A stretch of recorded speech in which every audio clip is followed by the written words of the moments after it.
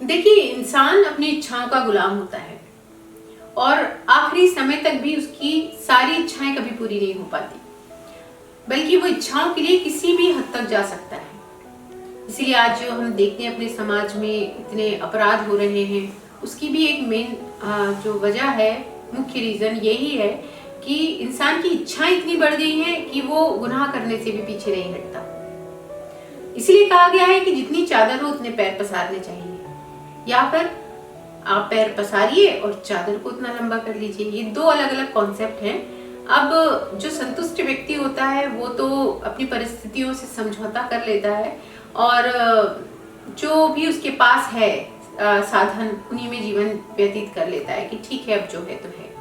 लेकिन जो मेहनती होता है, जो एक्टिव होता है, वो अपनी चादर बड़ी करता है, पैर पहले पसारता है और चादर को फिर बड़ी कर लेता है उसके हिसाब से।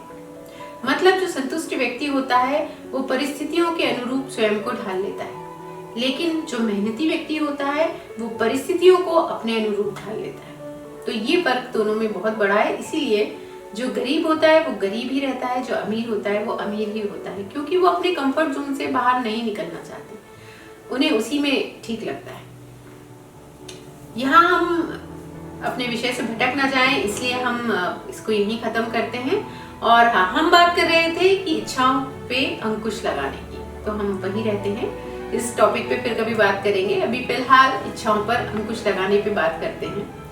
तो इच्छाओं पे अगर आप अंकुश लगा लेंगे तो आप ज्यादा खुश रहेंगे, क्योंकि सभी इच्छाएं तो सबकी पूरी होती नहीं है। इसका एक बहुत अच्छा उदाहरण मैं आपको दूंगी कि आपने कुआं देखा होगा, आजकल कम देखने मिलते हैं लेकिन फिर भी देखा ही होगा बचपन में शायद। तो कुएं में एक घिर्री होती है और उससे रस्सी के द्वारा हम बाल्टी नीचे कुएं में डालते हैं और फिर भरते हैं और वापस खींच लेते हैं, तो पानी हम तक पहुंच जाता है, देखा ही होगा।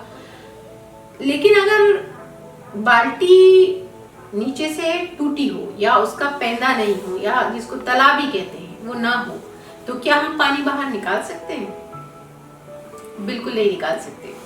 तो जैसे हम बाल्टी में पैंदा नहीं हो या जिसको तला भी कहते हैं वो ना हो, तो क्या हम पानी बाहर निकाल सकते हैं? बिल्कुल नहीं निकाल सकते। तो जैसे हम बाल्टी में पैंदा हमारे जरूरी है पानी ऊपर लाने के लिए, उसी तरह हमारी इच्छाओं में भी एक पैंदा लगाना जरूरी है, एक उसको ढकना जरूरी है, उसको नीचे से बंद करना जरूरी है, कोई एक लिमिट होनी जरूरी है। नहीं तो हम भी खाली बाल्टी की तरह ही रहेंगे, हमारी इच्छाएं कभी पूरी तो हो नहीं सकती।